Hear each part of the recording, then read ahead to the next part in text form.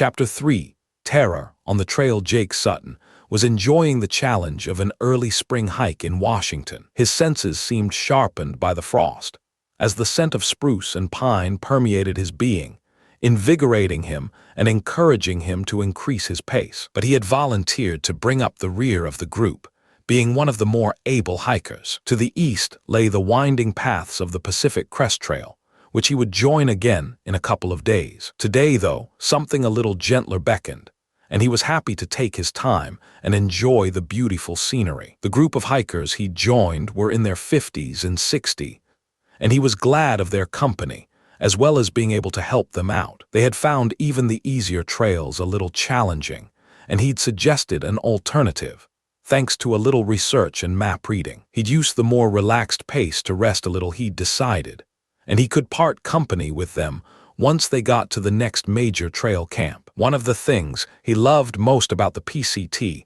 was the community. He knew that there would almost certainly be someone willing to take up his temporary mantle of unofficial tour guide.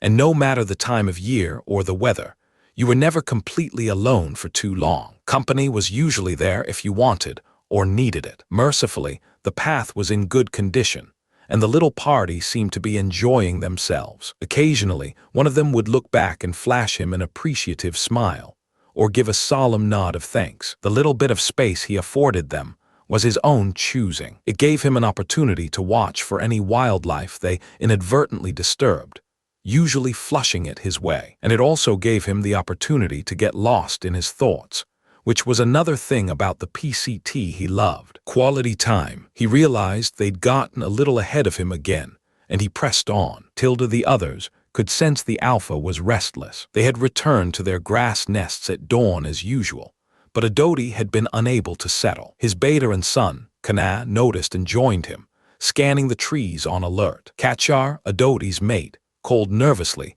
urging them to return to the nests. Fala, the daughter, growled sullenly. With a single commanding grunt from Adoti, they joined Kana at his side instantly. They were a close family group, and they slept, hunted, and defended their territory together. As Adoti's rumbling growl grew in his throat, Kana caught the trace of the scent his father had locked onto. There was an intruder on their patch. They moved off into the trees in a silent, sweeping formation. Jake was really beginning to enjoy himself. The pace was so leisurely that he considered it restful, and the forest was brimming with sounds and scents that enlivened him. He always found himself wondering what might just be out there, hidden from sight and creeping through the foliage. He remembered a wonderful encounter on a trail in Oregon, where a mountain lion had trotted past him, snarling at his presence before slipping back into the trees. It had taken him a while to shake off the feeling he was being stalked, but now he was glad of the experience. Another close call had come as a mama skunk, and its babies had nonchalantly walked up to him and his mountain bike, investigating at their leisure. That had been in Idaho, and the only stink he'd gone home with was his own, as his girlfriend and mother had been very keen to point out. They'd even joked the skunks could have accepted him as one of their own. He reminded himself to put in a call to them once he was back somewhere with cell reception. Adoti was moving quickly, trying to pin down which direction the intruder's scent came from. It was old but hung tantalizing in the air. He could tell it was a male, and the musky, penetrating odor hinted that it had moved into the territory purposefully. Adoti stopped and turned his body to allow him to look back at Fala. He made a soft cooing noise by pursing his lips to show his concern and affection. Both Kana and Kachar closed ranks around her immediately, and she thumped her brother in agitation. But now, something else drew their attention. A series of sounds off in the distance alarmed them further. They dropped to all fours and made their way towards them. Adoti stopped at the foot of a large, broad-headed oak tree. He took hold of the lowest branch, some 10 feet high, and effortlessly pulled himself into the boughs. The others selected their own trees and did the same. From a height of about 30 feet, they were granted a view of the noisemakers. The large group of humans was slowly making their way along a forest path. Adoti knew it didn't lead deep into the trees, and it eventually turned back towards the strange, hard surface they used to travel on at great speed in even stranger contraptions. He'd broken into a few of those to forage for food, but generally He avoided people. He swung down from his vantage point. Kana and Fala, being young, were more fascinated with the humans and had to be encouraged to give up their entertainment with a well-aimed pebble. They followed their parents along a game trail that paralleled the path the people were on, but at a higher elevation. The four of them stayed low, with the humans in distant earshot. Adodi was increasingly becoming more agitated, and Kana realized why, as the musky scent intensified. The male they were tracking was close. Catcher let out a long, intense breath. Adodi and Kana took immediate interest and doubled back towards her. In a small depression, where some meltwater had collected, there was a muddy impression. It was a print, left with deliberate care. It was immediately obvious that the maker of the impression was even bigger than Adodi. The intruder was being brazen and blatant. In their language, Adodi was a name that meant great tree, and it was one he lived up to. His size and power had kept them safe for a long time. This male was the first they'd encountered that seemed like true competition. Adodi pushed his shoulder against his son's. Together, it didn't matter how big the interloper was. They pushed on, till Jake had caught up with the others again and was already dropping back. As the group reached a bend, he let them go ahead and venture out of sight. He took off his backpack and opened it to fetch his canteen. He took a long, wholesome drink of water. As he put it back, he was suddenly aware of the unnerving silence that seemed to have fallen on the little section of forest they were passing through. He looked around. The trail was bordered on both sides by dark-colored rock formations, forming a natural corridor. A slope ascended to his right, with large boulders and rows of tobacco-bark trees marking the natural contours. Directly ahead of him, where the path turned a corner, there was an opening in the wall of rock. Grass tussocks had formed around a large, dead stump of a tree that sat in the center of the opening. It was the only place the sun could truly penetrate all the way down to the ground, and the rays of light showed steam and dust gently lifting from the hair-like bark of the stump. As Jake sat and stared at it, he smiled, thinking of what it reminded him of. If he didn't know better, he'd say that a monstrous creature was crouched in the opening, grimacing at him. He could see how somebody not used to the woods might panic, or report what they were seeing as genuine. In this light, the stump really did look creepy. He closed up the backpack and lifted it onto his shoulders. It was as he was passing the stump that he thought he heard a strange, wheezing grunt. He stopped and turned to look at it again. It made him shudder. Now a mere 6 feet from it, it looked even worse. The notched recesses of the bark looked just like thick,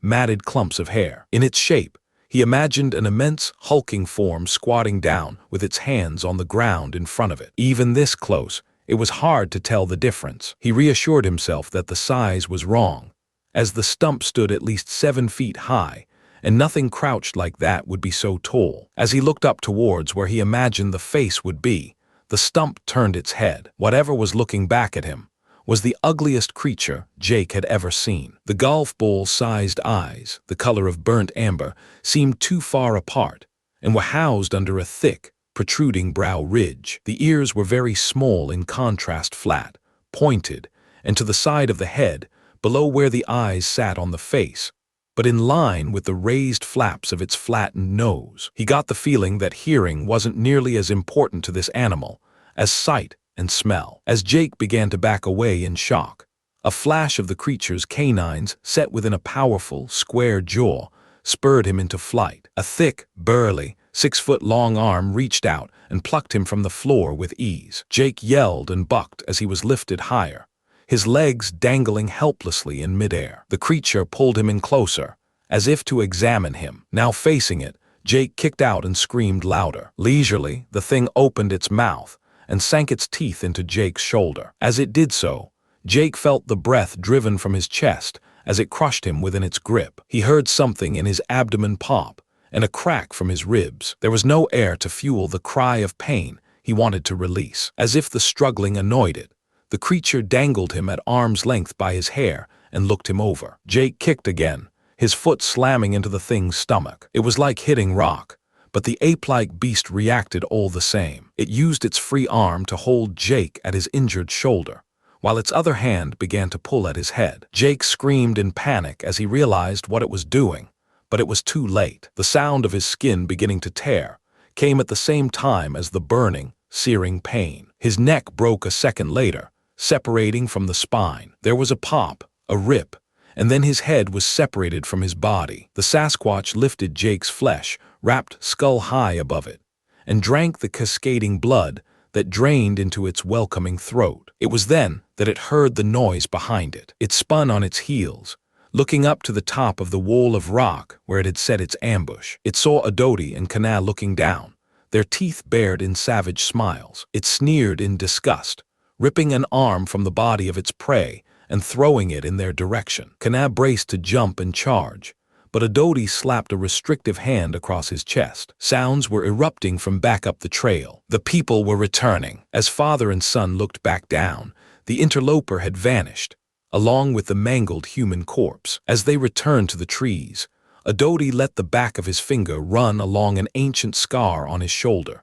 hidden by his hair, and over time, he now knew who the intruder was and how much of a threat he was. His own father had called him Shardale Darkclaw. Oceanoff PDF, com. Chapter 4, Alias Smith and Jones. Nina Lee took a deep breath, glancing at her cup of coffee that had gone stone cold. She waited for the sobs to recede at the other end of the line. She stared back over the missing person's form. Jake Sutton, 19 years of age, last heard from 3 days ago as he hiked south, away from the Pacific Crest Trail, and along the eastern border of Mount Rainier National Park. He had abandoned a group of elderly hikers he'd been with, and hadn't picked up the supply pack waiting for him at the forestry post he'd been scheduled to stop at yesterday. It had now been 24 hours, so he could officially be listed as a missing person. His hysterical mother sounded like she had been counting down the seconds before picking up the phone. People went missing all the time up here. Some even wanted to. That's what the families sometimes failed to grasp. After finishing the phone call and completing the report,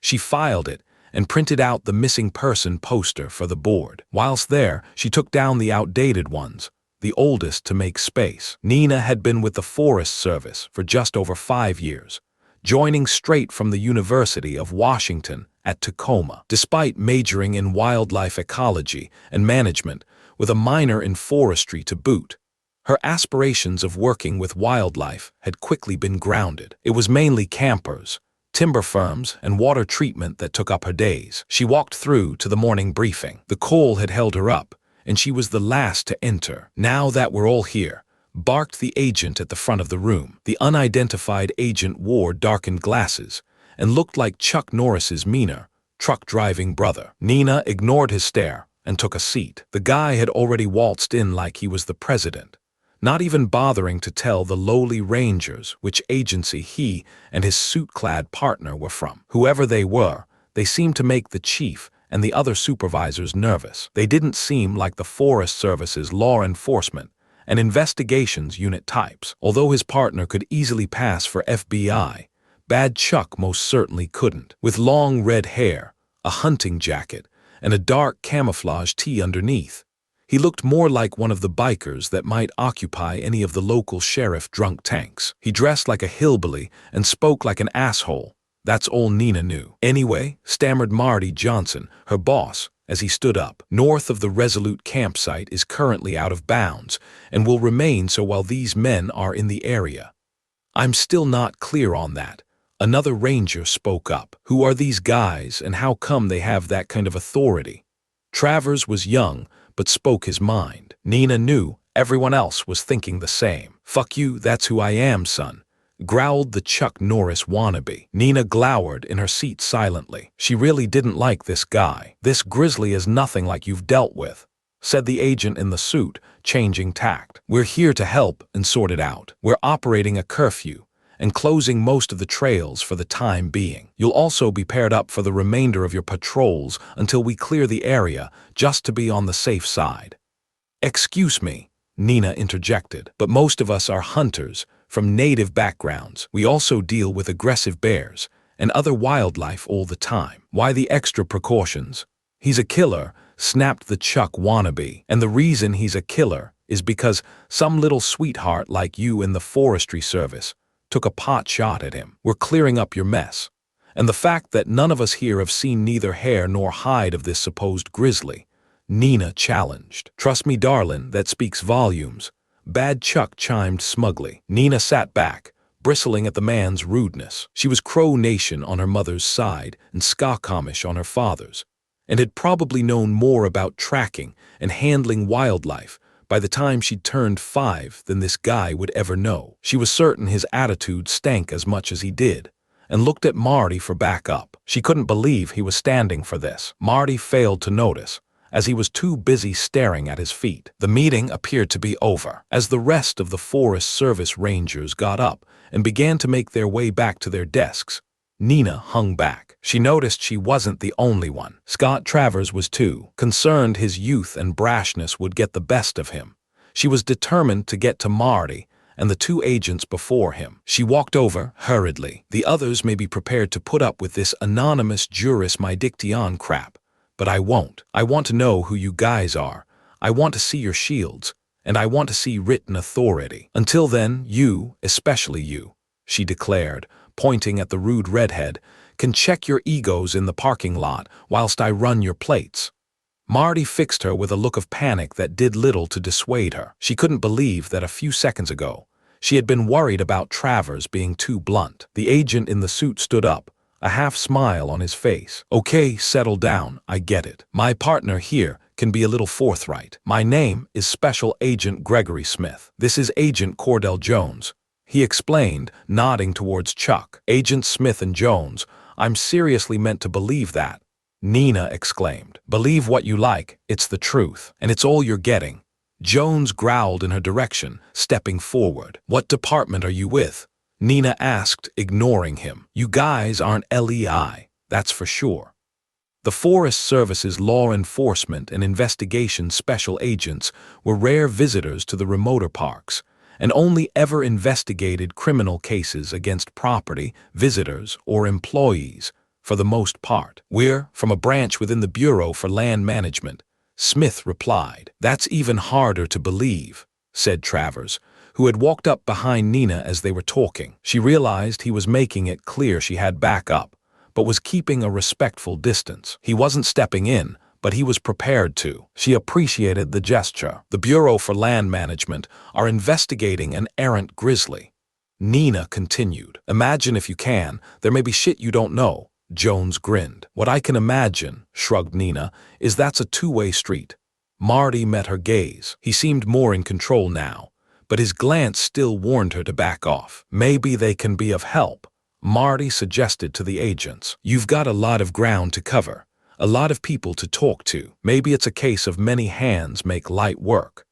Smith gave a nod signifying his approval to Jones, who didn't seem quite as taken with the idea. Then, smiling smugly, he reached behind him and grabbed a large pile of manila files from the table. "Well, seeing how good you are at running your mouth and all, maybe you can carry out some interviews," he sneered. "It'll keep you out of our hair, and we won't have to waste our time with a bunch of drunk natives."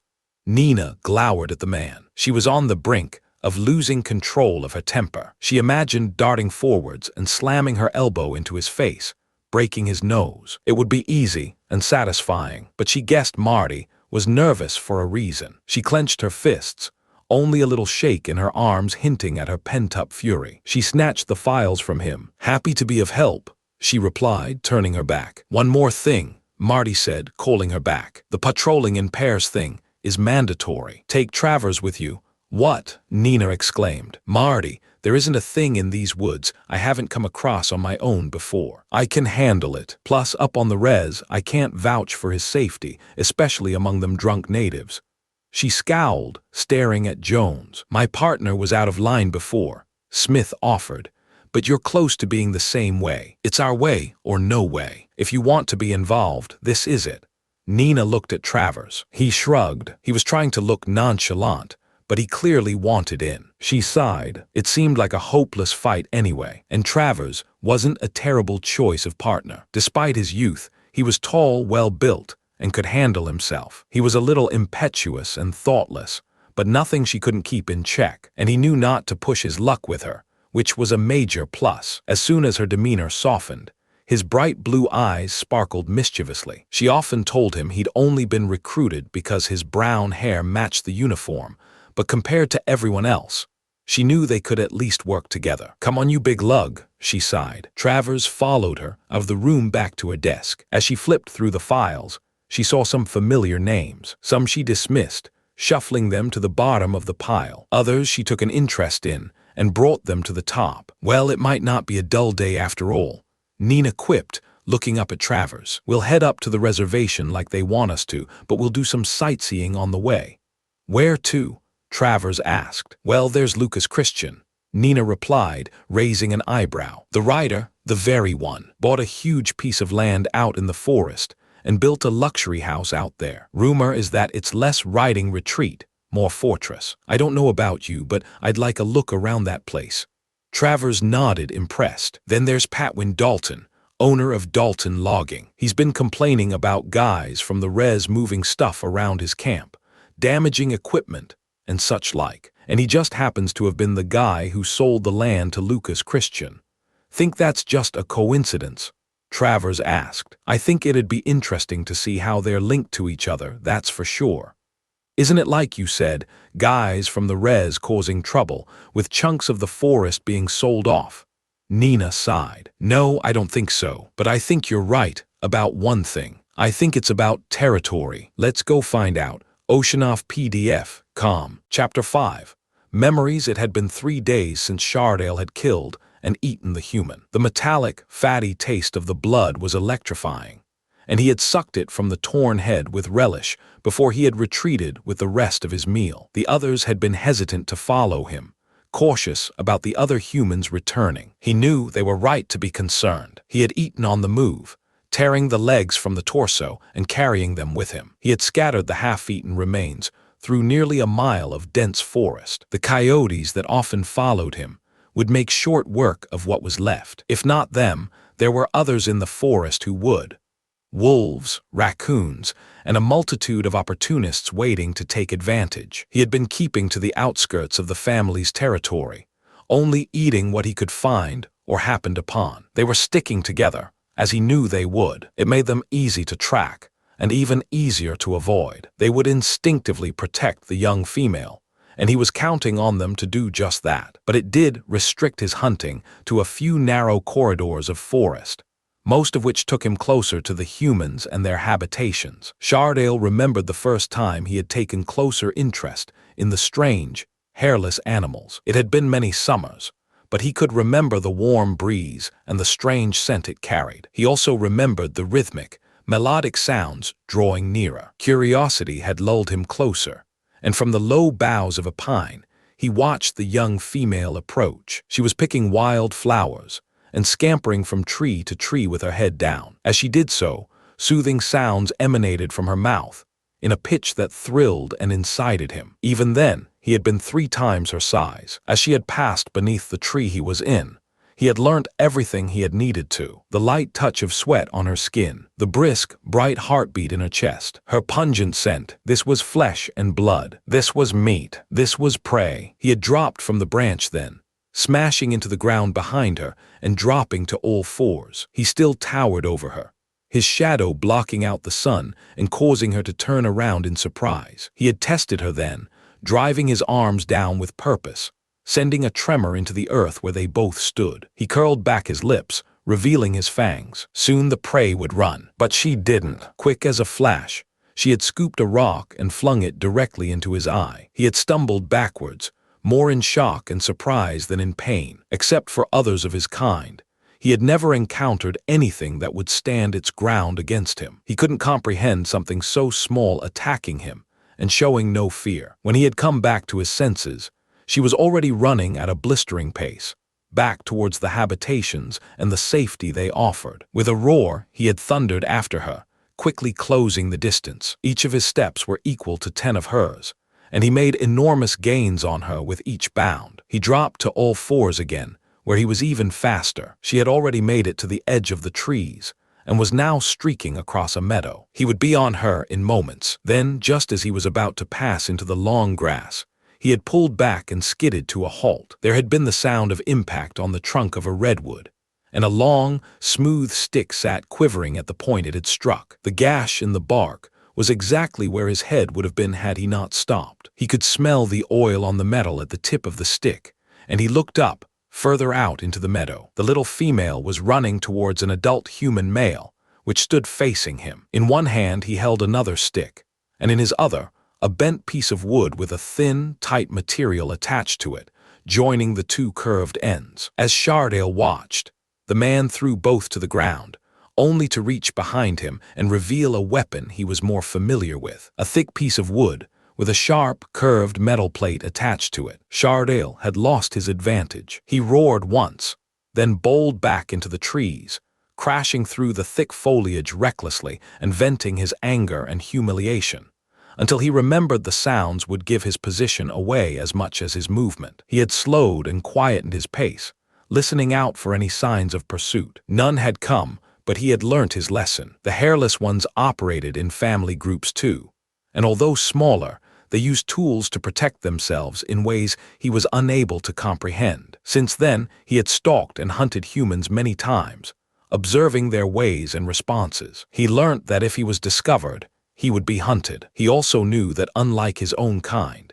different families and groups would band together in large packs. They would search for the ones he took, and their methods of protecting themselves had grown more sophisticated. Then, just as now, his actions had to be carefully planned. Killing and eating a human had the same consequences as being seen or foraging for food near their habitations. The risk had to be worth the reward, and the meager offerings he found in what they discarded weren't. Only if he could take a human was it worthwhile. He smashed a rotten log with a crushing blow from his foot, splintering it. He pulled the shards apart, reaching into the cracks and recesses in search of grubs. He found some, hooking out 3 and squelching them between his teeth. He contemplated the family and what he knew of their territory. The humans would be coming. He remembered running, his chest heaving, passing through a clearing where 3 of his kind had stood, surprised by his sudden appearance. He hadn't stopped, fearful of his pursuers. They'd attacked upwind and silently,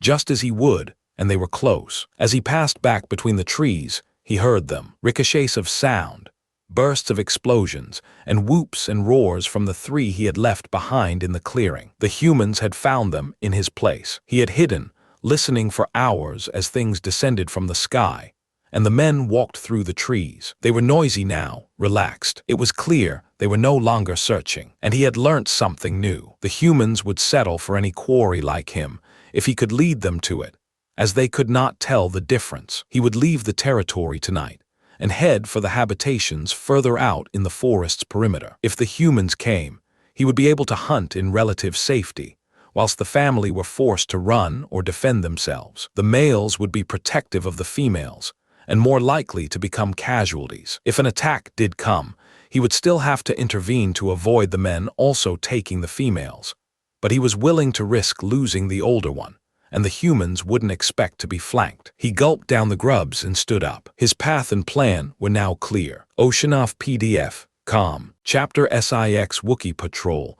There was a southerly breeze that brought hints of the warmth back home to Second Lieutenant Wade Garrick, as he looked out at the darkening Washington state sky. Over 2,000 miles away in New Orleans, the sky would be painted molten shades of pink, gold, and scarlet red. Here, though less than 150 miles from the Canadian border, the sunset was cloaked in mauves, indigo, and swirling black, all too ready to descend. He waited at the gate, knowing he was a few minutes early. A foot patrol crossed the yard, the 2 soldiers moving quickly, purposefully, and silently. A side door in the gate tower he was standing next to opened, and a figure emerged, the silhouette lit from behind by the ghostly glow of the halogen wall lamp in the stairwell. The man was stocky and well-built, and was wearing an army cap. As he stepped towards Wade, he recognized the man as Major Clark. Clark was a professional soldier with significant notches from America's recent military history on his belt, and years of experience under it. He was known for being tough but fair, and Wade felt a slight swell of relief as the major stopped beside him. "All ready for tonight?" Clark asked. "Yes, sir," Wade snapped in reply, knowing it wasn't really a question. "Hope you enjoyed your dinner, as you're going to be seeing it again real soon when that smell hits you." came a cackle from behind. Wade didn't need to turn around to know Master Sergeant Amos Dugas had joined them. The two had been friends since they'd first arrived at Fort Skookum, both being New Orleans born and raised. Despite his loud and unsubtle demeanor, he was glad the skinny blonde Cajun would be on the patrol with him. He was still bothered by Clark's presence, though. No regular patrol he'd ever been on required a senior officer to tag along. He wondered how true the rumors were, what he might see out there. He tried not to think about it. Garrick turned as he heard the rumbling engine of the approaching vehicle. The Humvee drew up alongside them and stopped. Clark climbed into the front passenger seat, nodding to the driver as he did so. "The second lieutenant will take it from here, son," the major commanded. The private behind the wheel nodded, even seemed relieved, as he climbed out and left the door open. As Wade got behind the wheel, he stowed the M4 rifle to his side. This also aroused his suspicions further. As the driver, he would be the last to get to his gun. So, if an initiation or prank of some kind was being planned, the guy with perhaps the only gun clipped with live ammunition wouldn't accidentally maim or kill anyone. "Keep that handy," Amos chided him. "I guarantee you'll need it." "Up top, Dugas," Clark ordered, his impatience showing. Wade smiled as Amos snapped to and threw open the hatch, giving him access to the Humvee's Browning M250 caliber machine gun. He swiveled it left and right on its mount to check its movement wasn't restricted. He thumped the roof to signal all was good. "Sir, if you don't mind me asking, what exactly are we going to be encountering that requires a 50 cal machine gun?" Wade asked. "Maybe nothing," Clark replied, "but I have an OP coming up that might require a few good men, and I've had my eye on you two for a while. Let's just say this is an opportunity for me to see how you cope when things get hairy. As you may have gauged, this isn't Dugas's first Wookiee patrol, but when I said I was looking for someone else, he mentioned you. Don't let me or your friend down, son." "No, sir," Wade replied. He'd heard the others talk about the so-called Wookiee patrols. The word Skookum, after which the fort was named, was a Chinook word that meant evil god of the forest. He knew what to expect. They'd go out, complete their rounds, then at some point, they'd be attacked by a group of Marines in ghillie suits, a type of camouflage material that had the appearance of long strands of matted hair. It made anyone wearing it very difficult to see in the undergrowth, and at night, there was almost no chance of detecting them. Wade would go through the motions of being surprised when it happened, at least at first. He knew the drill. As he pressed down on the gas and passed under the large gate between the two guard towers at the front of the fort, he looked left and right. Then he looked over at the fence that hugged the boundary. 10,000 volts of electricity ran through it, constantly. 20 clicks out.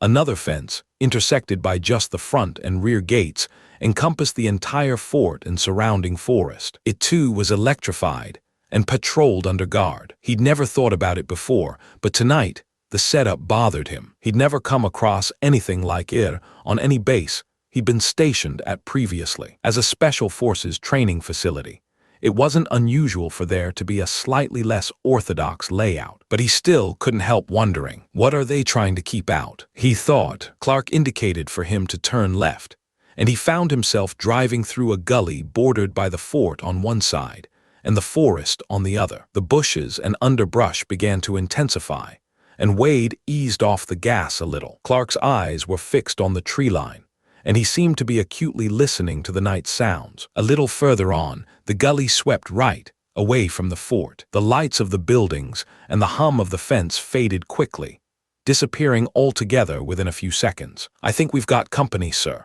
Dugas yelled down into the Humvee's interior. Wade stifled the grin that wanted to spread across his face. They still weren't too far from the fort, but were out of sight. This was the perfect place to launch the ambush. He was resolved to play along.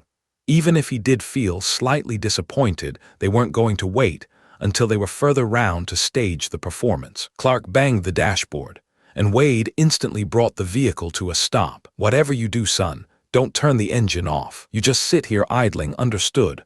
Wade nodded. 3 bogies, approximately 80 yards to the east, Dugas whispered. It was then that Wade heard Dugas pull back the slide of the 50 cal and he caught the gleam of the brass, chain-linked cartridges in the magazine. The bullets were real. This time, he couldn't quite repress the chill he felt. If this was a setup, they were trying real hard to convince him otherwise. Nobody was inclined to take chances with that kind of firepower. His eyes snapped to the tree line. For nearly a minute, there was nothing but the sound of boughs and branches creaking gently in the wind. Then, from within the darkness, the booming hoot of a great horned owl pierced the night. Wade was just beginning to feel the edge of the adrenaline wearing off, when a deliberate, decisive crack emanated from nearby. As he peered into the black, he thought he saw movement, a blurred shadow moving between the trees. A second later, a good-sized branch smacked into the side of the Humvee and dropped to the floor. Wade heard Amos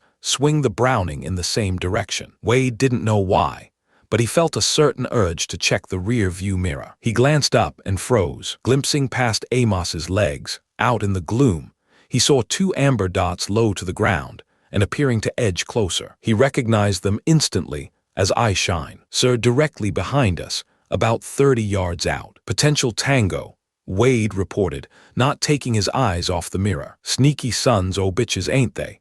declared Amos, swiveling the gun around. With the windows cracked open, there was no escaping the sudden, seeping stink that crept into the cabin. It was as if a skunk, rolled in dog feces, had died in the back seat and been left to rot there for a few days. It took all his self-control to force down the vomit that wanted to fly from his throat as it filled his nostrils. "Jesus H. Christ, that's one unhappy monkey," Amos declared under his breath, wiping at his streaming eyes. "Throw a flashbang, Corporal. Let him know we've seen him," Clark ordered. Amos picked a canister up from the seat below and pulled the pin, tossing it gently behind the Humvee. Wade instinctively covered his eyes as he saw the others do the same. Above the sound of his thumping heartbeat, he distinctly heard the thuds of heavy steps coming towards the vehicle. Then he heard the fizz, pop, and crack of the flashbang, and the dazzling blaze of light projected onto his closed eyelids. Something behind the truck was screaming in rage and pain,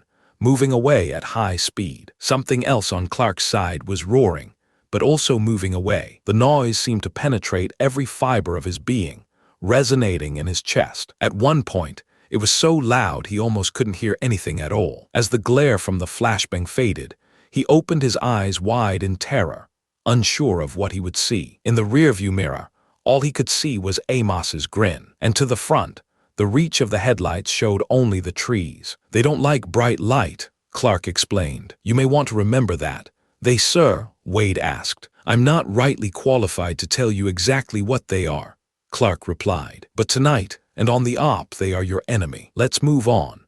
As Wade shifted the Humvee into gear and pressed down on the gas, he heard something large thrashing its way through the scrub on his right. Through the open window to his left, something there too was mirroring their movement. It agitated him. There was little cover there. He would expect to be able to see it. He kept glancing out into the shadows as he drove, trying to get a fix on what he was listening to. "Maybe time to roll up the windows, bud," Amos suggested. "Not a chance. I want to hear them coming," Wade replied. "Plus, I'm not sure how much good a pane of glass will do against the thing that threw that tree branch. That pitch must have been from over 100 feet, and if it hadn't hit the truck, it would have been out of the ballpark.